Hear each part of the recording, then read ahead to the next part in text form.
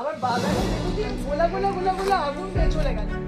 BJP নেত্রী বৈশালী ডালমিয়ার বাড়ির সামনে বোমাবাজি, গভীর রাতে আচমকাই বোমার শব্দে কেঁপে ওঠে গোটা এলাকা, যার জেরে তীব্র আতঙ্কের সৃষ্টি হয়। খবর পেয়ে ঘটনাস্থলে যায় ঠাকুরপুকুর থানার পুলিশ। শনিবার রাত 12টা নাগাদ কয়েকজন দুষ্কৃতী বিজেপি নেত্রী বৈশালী ডালমিয়ার বাড়ির গেটের সামনে আচমকা বোমা ছোড়ে বলে অভিযোগ। তীব্র শব্দে আতঙ্কিত হয়ে পড়েন এলাকাবাসীরা।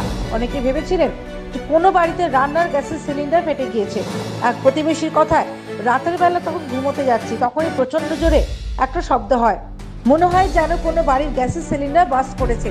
তখনই বাড়ির বাইরে এসে দেখি প্রচুর লোকজনের ভিড়। এলাকাবাসীরা যখন বুঝতে পারেন যে সেখানে বোমাবাজি চলেছে, তখন তারা পুলিশে খবর দেন। ঘটনাস্থলে পৌঁছে ঠাকুরপুকুর থানার পুলিশ ঘটনাস্থল থেকে বোমা সুতলি ও স্টোন চিপ উদ্ধার করেছে। এ ব্যাপারে এলাকাবাসীদের জিজ্ঞাসাবাদ করা হচ্ছে। তবে কারা এই ঘটনা ঘটিয়েছে তা এখনো স্পষ্ট নয় পুলিশের কাছে। দুষ্কৃতীদের খোঁজ পেতে এলাকার সিসিটিভি গুলি খতিয়ে দেখা হচ্ছে। জানা যাচ্ছে, বিজেপি নেত্রী এখন ঠাকুরপুকুর থানার কাছে একটি বাড়িতে থাকেন। উনি সেই বাড়ি লক্ষ্য করে চলে বোমাবাজি। তবে কি কারণে এই ঘটনা ঘটলো তা এখনো স্পষ্ট নয়। দেখতে পাচ্ছি ধোঁয়া, দেখতে পাচ্ছি, আর ডালা ডালা ডালা ডালা আগুন এই বাড়ির ভেতরে আমার চলে গেল। মানে বাড়ি এত বড় বড় গোলা গোলা আগুন, মানে মনে হচ্ছে সিনেমা হচ্ছে, Hindi cinema.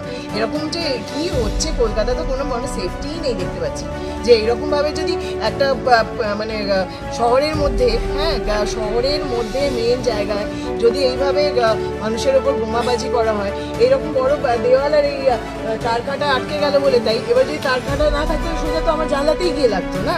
Bureau report, United India news.